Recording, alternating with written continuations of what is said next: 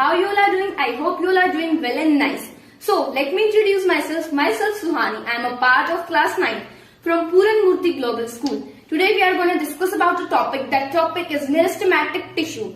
So meristematic tissue is a part of plant tissue, and chapter 6 of class 9 from science is our tissue. So tissue has basically two types, one plant tissue and one animal tissue.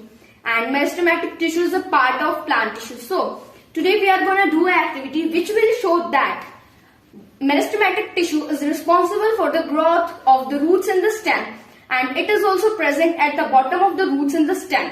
So for that we are going to do our activity, and let's start with our activity.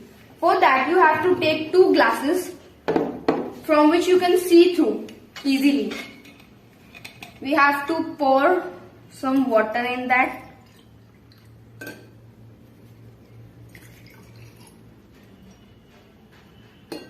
Okay, now we have to take two onions and place them. Their roots should be immersed in the water. They should touch the water.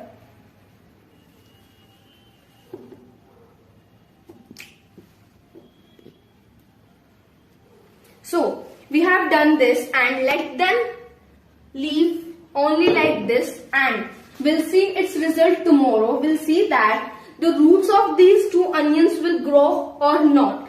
Thank you. So we have kept these onions 2 days before, and it's the day 3. So today we can see the roots have been automatically grown. So it shows that the meristematic tissue is present in the roots, which make them help to grow. So today we are going to cut these roots and see if they'll grow tomorrow or not.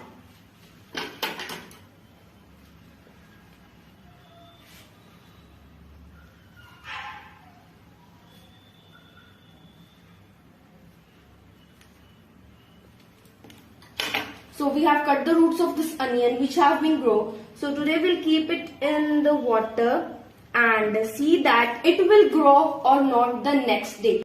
So yesterday we have kept this onion after cutting its root. So today we'll see that they have been grown or not.